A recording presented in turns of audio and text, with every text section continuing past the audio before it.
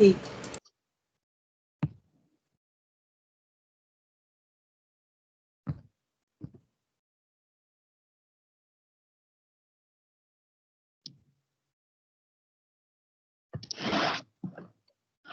Ok. El lupus es una enfermedad autoinmunitaria multisistémica, con clínica y comportamiento muy variable. Clínicamente es una enfermedad impredecible, con remisiones de comienzo agudo que pueden afectar a prácticamente todos los órganos del cuerpo. Se destaca que afecta principalmente la piel, el corazón, los riñones, la membrana serosa y las articulaciones. Inmunológicamente se asocian muchos anticuerpos.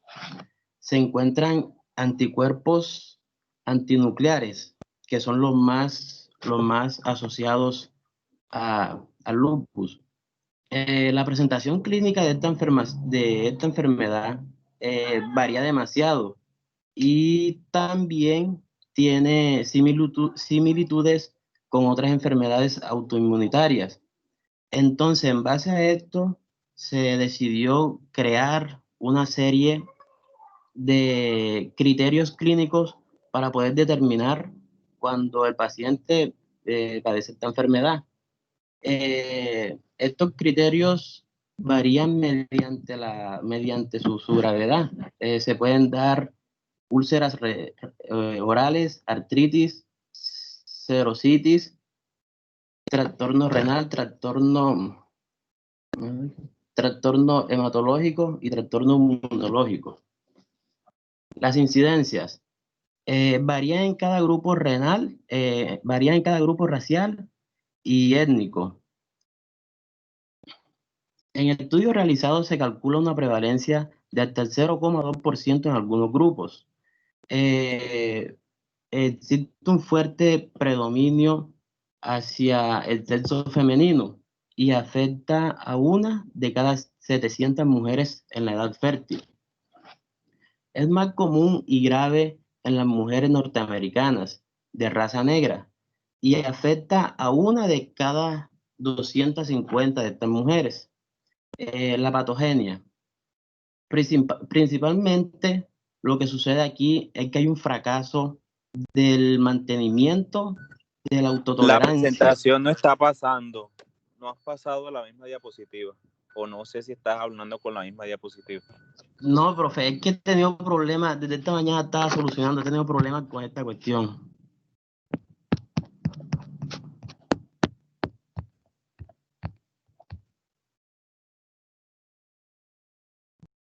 No, profe, no he podido pasar.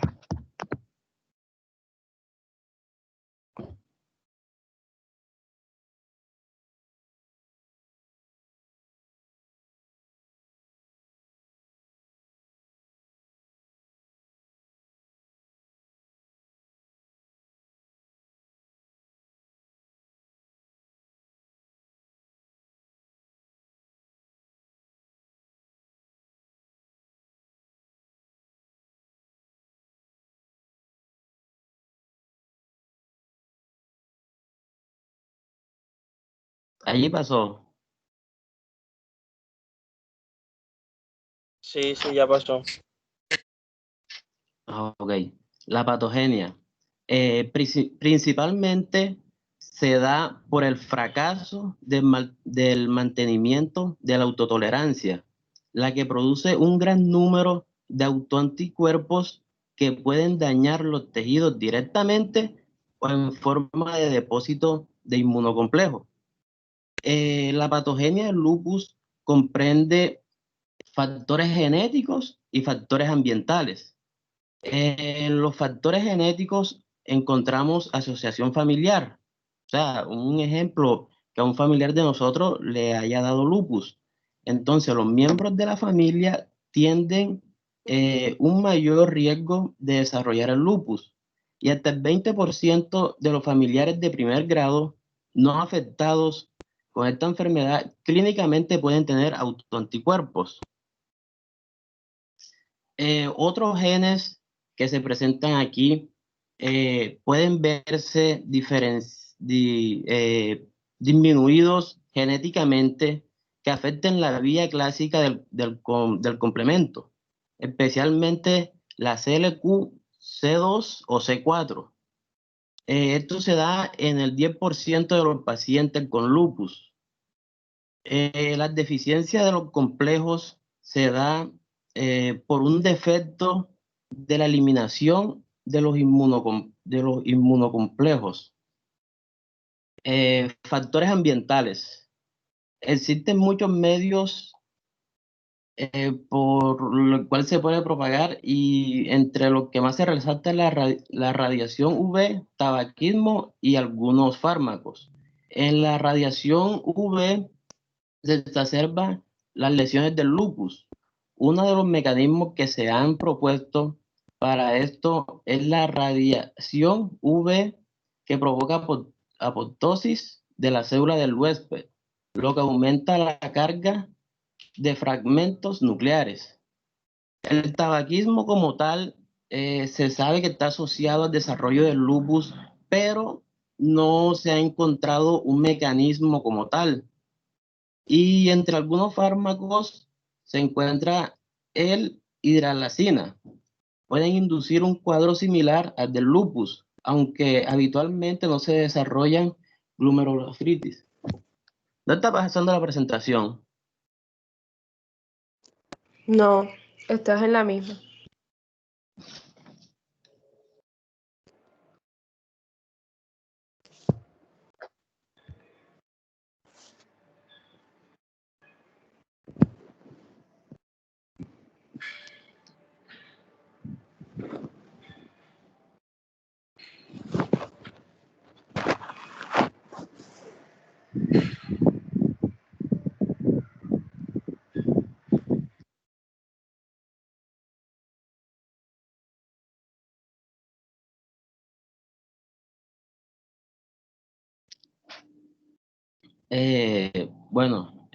Los anticuerpos antinucleares.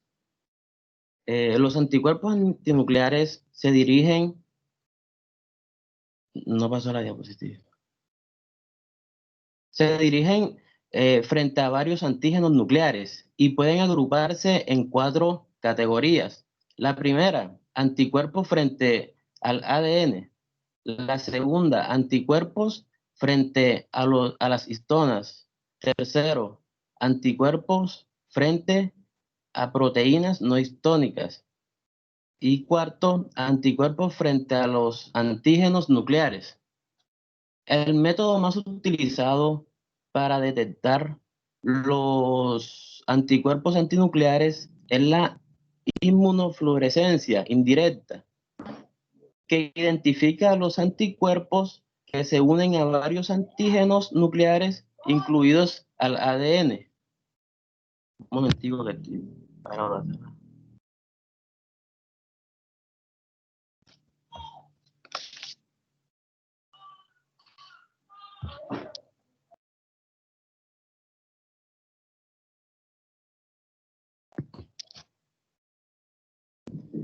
Mecanismo de lesión tisular. Sea cual sea la secuencia exacta de formación de los antianticuerpos, probablemente actúen como mediadores de la lesión tisular a través de varios mecanismos. La mayor parte del daño orgánico en el lupus se debe al depósito de inmunocomplejos. La biopsia de piel y riñones de estos pacientes demuestran la existencia de depósitos granulares, difusos e intensos. La morfología. El lupus es una enfermedad sistémica con manifestaciones proteicas. Los cambios morfológicos en el lupus son extraordinariamente variables y dependen de la naturaleza de los anticuerpos y de la duración de la enfermedad. Ahí se resaltan los vasos sanguíneos. En cualquier tejido puede haber una vasculitis necrosante aguda que afecta a las pequeñas arterias y a las arteriolas. Los riñones. Es una de las características clínicas más importantes del lupus y la insuficiencia renal. es una de las causas de la muerte más común. La afectación más relevante es glomerular.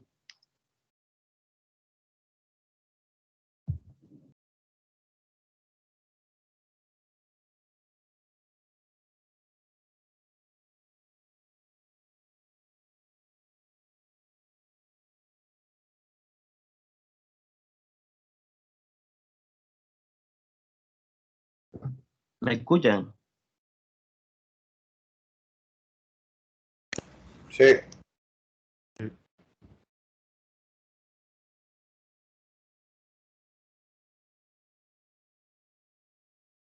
Ok.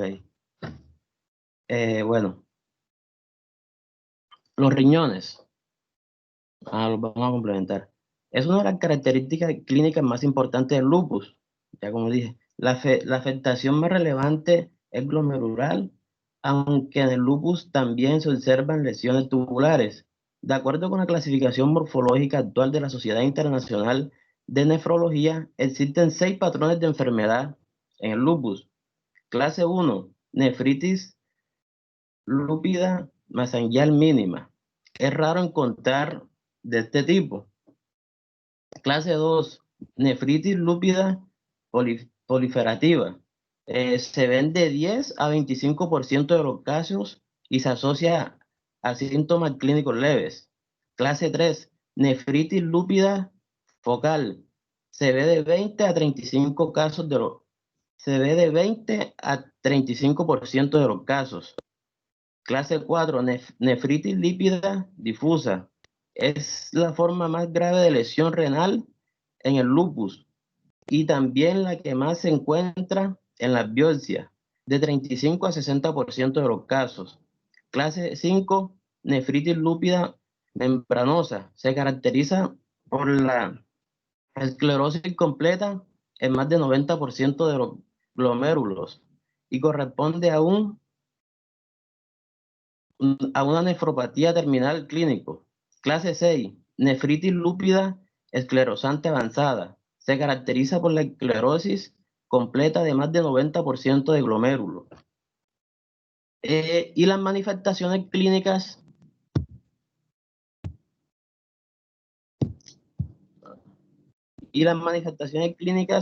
el lupus es una enfermedad.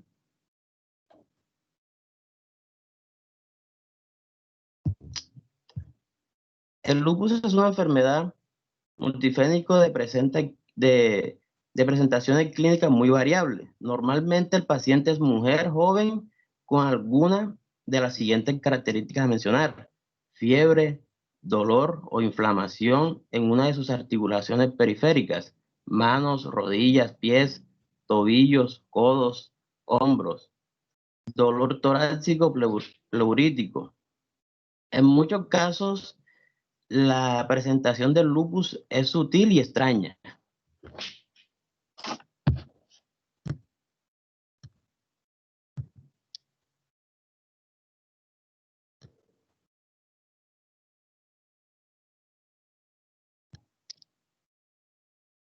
Ahí se montó la diapositiva de artritis. No, Compañero. no se ve. No, aún sigue en la de mecanismo de lesión tisular.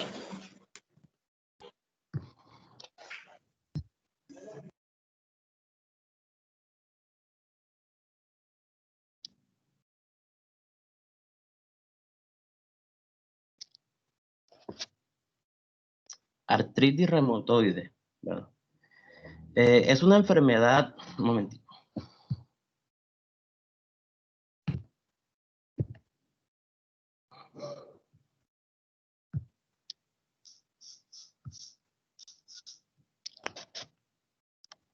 Bueno, es una enfermedad autoinmunitaria inflamatoria crónica, sistemática, que afecta a muchos tejidos, pero principalmente a las articulaciones. Provoca una sinovitis proliferativa que con frecuencia evoluciona hasta la destrucción del cartílago articular. Le salió la diapositiva de incidencias. No, compañero. No.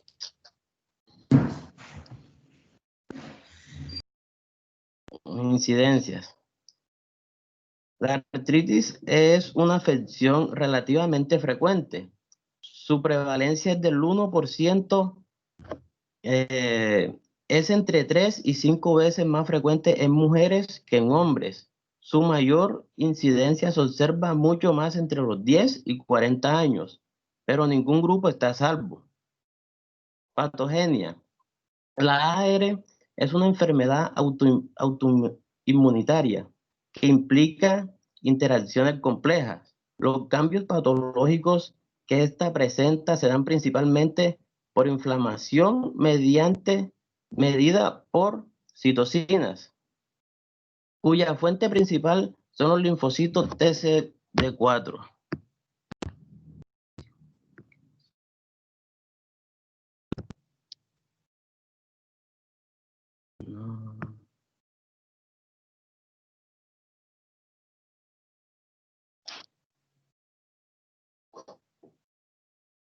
También existen factores genéticos y medioambientales. En los genéticos podemos encontrar que se dice que el 50% de riesgo de desarrollo está relacionado con factores genéticos. En estudios recientes sobre el ligamiento se demostró que existe una cantidad alta de genes que no pertenecen al sistema. HLA, antígeno leucocitario humano, pero sus polimorfismo se asocia a la AR. Factores medioambientales. Son muchos los agentes infecciosos cuyos antígenos pueden activar los linfocitos T o B, pero ninguno ha podido ser relacionado de forma concluyente. Se estipuló que al menos 70% de los pacientes la sangre contiene anticuerpos PCC que se pueden producir durante la inflamación.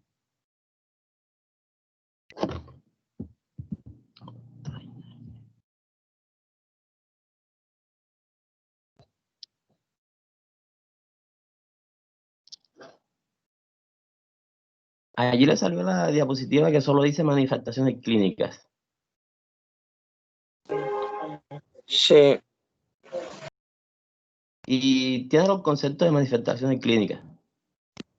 La diapositiva dice incidencia, patogenia, morfología y manifestaciones Ok. clínicas. Vale, gracias. Bueno, ya la cambio. O ahora la envío al grupo. Morfología. En la AR se observa un amplio espectro de alteraciones morfológicas.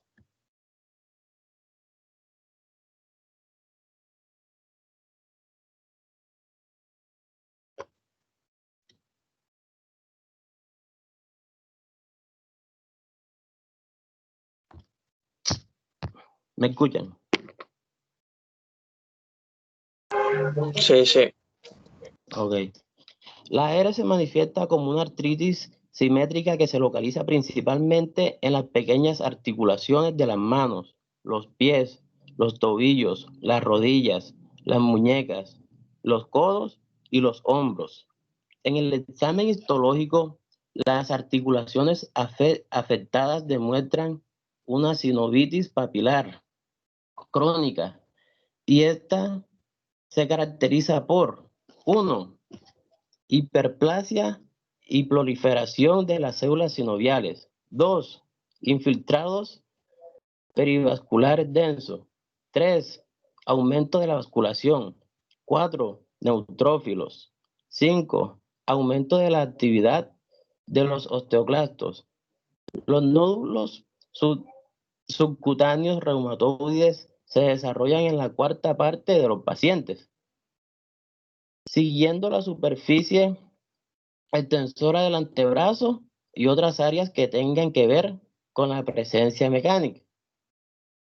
Las características clínicas. Síntomas generales como debilidad, malestar. Muchas de las manifestaciones sistémicas son consecuencias de los mismos mediadores que causan inflamación articular. La artritis parece Aparece por primera vez de manera con dolor, rigidez de las articulaciones, en particular por la mañana. A medida que avanza la enfermedad, las articulaciones aumentan de tamaño con limitación de movimiento y con el tiempo pueden aparecer la anquilosis completa. La afectación vasculítica de las extremidades puede dar lugar a un fenómeno y a úlceras crónicas en las piernas. Gracias. Yo ahorita les envío las diapositivas al grupo.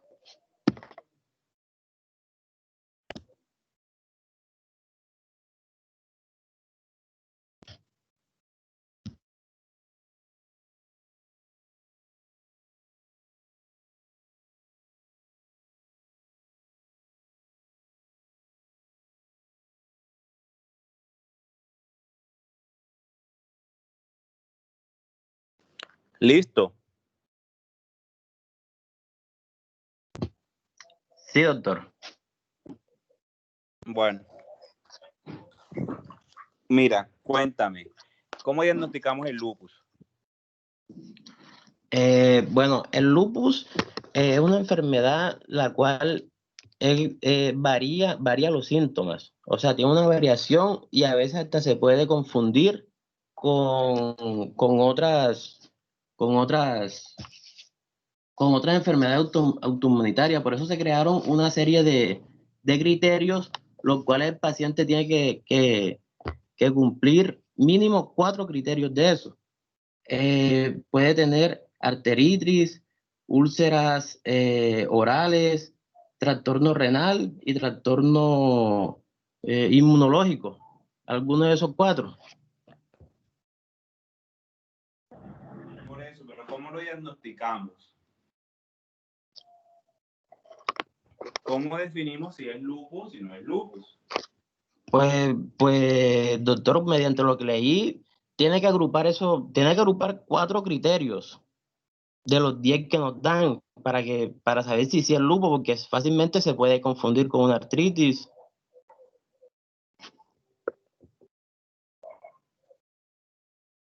Ajá. Si un paciente tiene anticuerpos antinucleares positivos, ¿tiene lupus? Positivos. Ajá. No, si tiene positivo, no tiene lupus, porque como yo les dije en la presentación, si yo tengo lupus, es muy propenso que parte de mi familia tenga, pero el 20% puede que no tenga porque tienen clínicamente autoanticuerpos. Entonces, ¿ANAS positivo es lupus o no es lupus? Si te consulta una paciente 35 años, tiene unas lesiones a nivel oral, sospecha que es lupus, le manda los anticuerpos antinucleares, salen positivos. ¿Cómo interpretas esos anticuerpos antinucleares?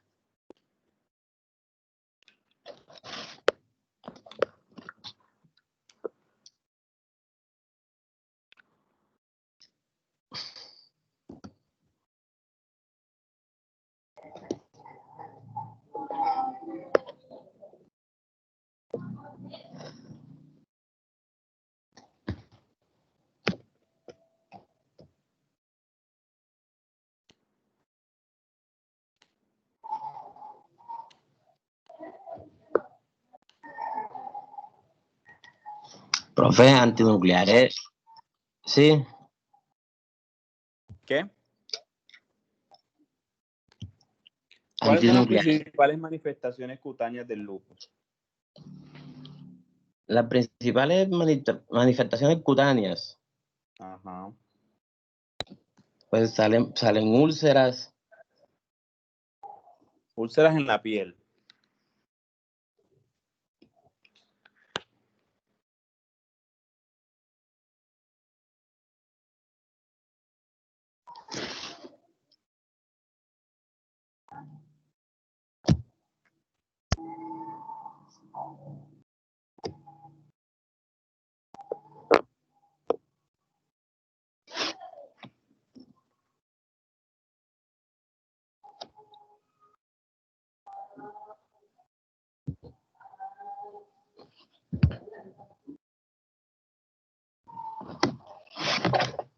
¿Cuándo le pides biopsia renal a un paciente con lupus? ¿Cómo, profe?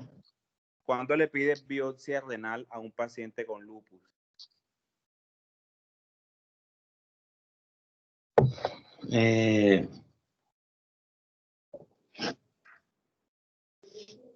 Bueno, la biopsia renal se tienen que pedir mediante...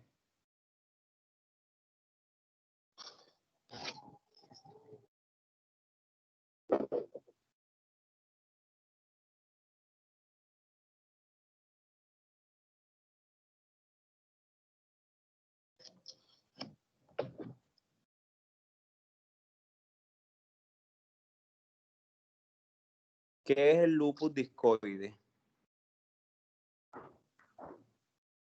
¿Cómo, profe? ¿Qué es el lupus discoide? Ah, no sé, profe.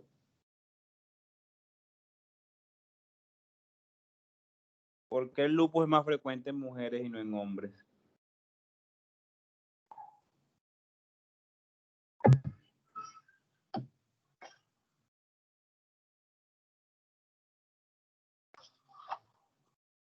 Profe, pues la verdad, todo lo que yo saqué fue de la Robin. Y en la morfología solamente me mostraba, perdón, en las incidencias que era más prevalente en las mujeres que en los hombres. Hasta 9 veces más. Pero no te nació investigar, ¿por qué? No, la verdad no busqué, porque no, ajá, no sé, solamente cogí de la Robin. Como me dijo que solamente me basara en la Pero información de la Robin. en la Robin dice cuáles son las principales manifestaciones cutáneas. Dice lo de la biopsia renal. Dice lo del lupus discoide. ¿Cuáles son los criterios para diagnosticar la artritis reumatoidea?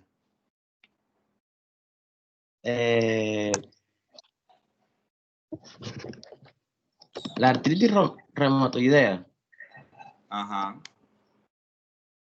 Bueno, la artritis también es una enfermedad casi parecida al lupus. A veces se tienden a confundirse, pero en la artritis reumatoidea se basan más en la cuestión de las manos, los dedos, las rodillas.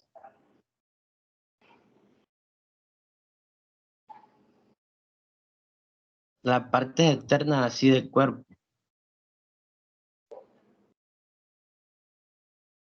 Uh-huh. Por eso, ¿cuáles son los criterios? Para yo diagnosticarlo, Ajá. pues el paciente tiene que tener dolor articular, que sea propenso a que le den por No. la mañana. Existen unos criterios. ¿Cuáles son esos criterios? eh, pues se hace el examen histológico y dependiendo de la respuesta del examen histológico, ¿no?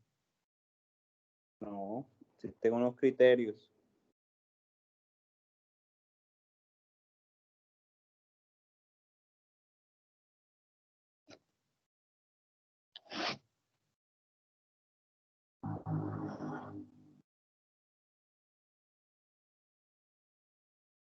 Bueno, ¿quién va a hablar de síndrome de Sjögren? Yo, profesor. Bueno, comience. Ya va a ir montando las diapositivas.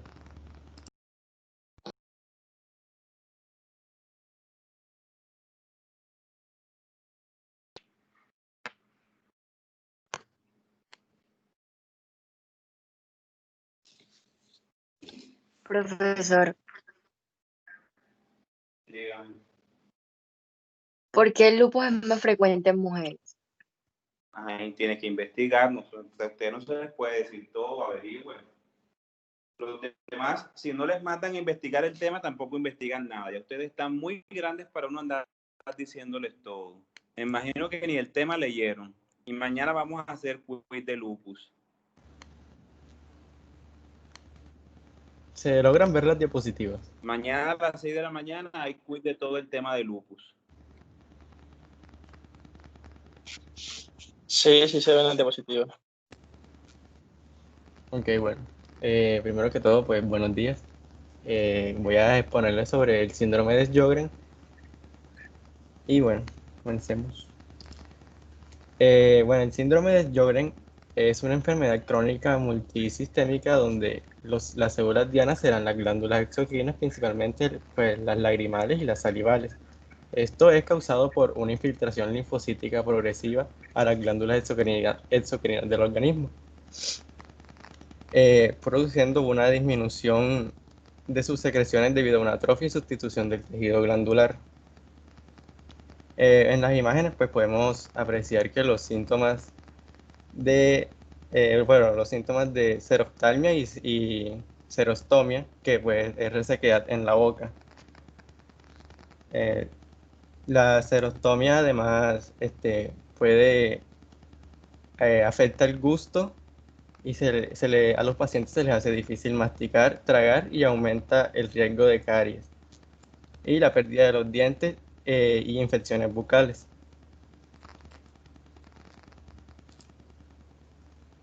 Tiene una clasificación, el síndrome de Sjögren primario, que se caracteriza por la seroftalmia y la serostomía, como pues sus síntomas base, y no presenta ninguna otra enfermedad asociada. Mientras que el síndrome de Sjögren secundario, esta sí presenta una enfermedad asociada y la seroftalmia y la serostomía se ve en menos intensidad. Pues las enfermedades asociadas, como ven en el cuadro, puede ser la esclerosis sistémica progresiva, la cirrosis hepática criptogénica, vasculitis y pues entre otras, siendo la artritis reumatoidea la más común dentro de estas enfermedades asociadas. El, el síndrome de Sjögren, pues al ser una enfermedad multisistémica y a largo plazo, no solo va a presentar síntomas de sequedad en las glándulas exocrinas, sino que también puede presentar otras complicaciones como son pues, en otros sistemas como el respiratorio, musculoesquelético, renal, cardiovascular, etc. En el sistema respiratorio eh, se va a presentar en la parte traqueobronquial, que se da una disminución de las secreciones normales del tracto respiratorio y puede producir una serotráquea. O sea, una sequedad orofaringea, nasal, traqueal y bronquial. Cuando esta infiltración monocitaria aparece en el parénquima pulmonar, puede producir fibrosis pulmonar, que por lo general es de manera bilateral. En la parte de musculoesquelética, comúnmente está dado por mialgias, aunque también pueden aparecer artralgias o artritis metacarpofalángicas que sean interfalángicas proximales y en las rodillas también. Y en las manifestaciones renales se puede encontrar una nefritis intersticial, es decir, un infiltramiento de los linfocitos monocitarios en el intersticio del riñón y alrededor de los túbulos contorneados, principalmente los distales, y producen también fibrosis tubular. En cuanto a cardiovascular, podemos encontrar una pericarditis, o sea, una inflamación e irritación de la capa pericárdica. Bueno, pues a la inspección médica del paciente nos puede manifestar que tiene ardor en los ojos, molestia ocular, sensación de polvo en los ojos, la boca seca, dificultad para hablar y reflujo gastroesofágico.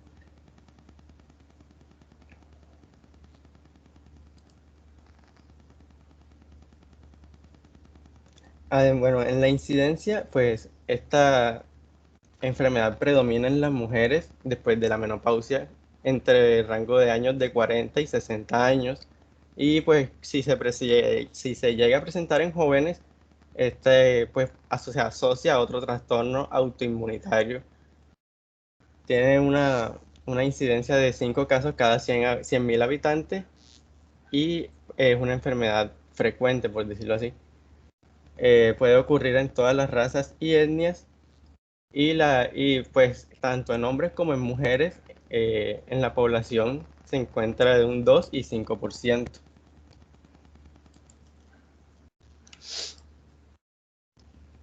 Bueno, en el tratamiento, esta enfermedad no tiene cura, pero se busca contrarrestar los síntomas como la resequedad en la boca y la sequedad de los ojos.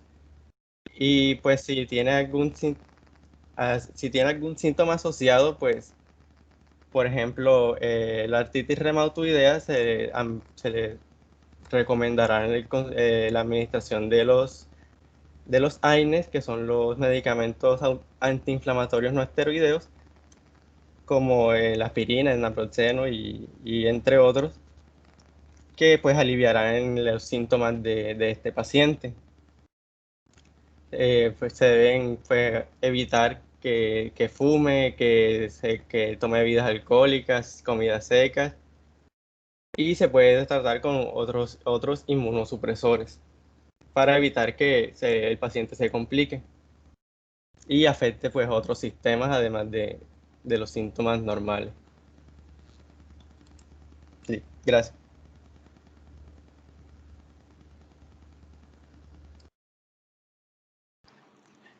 La misma pregunta, ¿cómo diagnosticamos síndrome de Sjögren?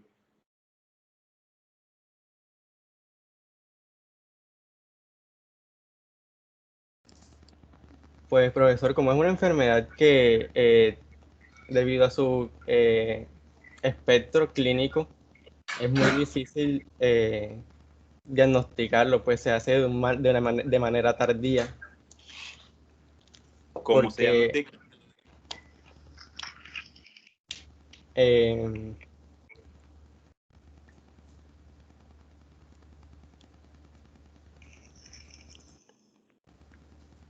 mm, pues según lo que yo leí, pues era que siempre se diagnosticaba tarde porque el desarrollo de la enfermedad o la evolución es muy lenta. Entonces siempre dura como de 8 a 10 años en diagnosticarse, pero no encontré cómo se diagnosticaba. O sea que no averiguaste el diagnóstico.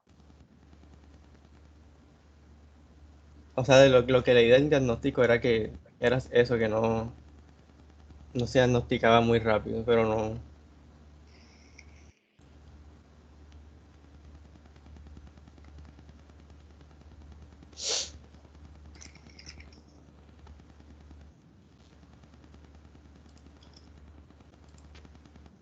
Ujú. Listo, nos vemos mañana a las 6 de la mañana. Hay quiz de lupus, de artritis reumatoidea y de síndrome de Sjögren. Nos vemos mañana a las 6. Doctor,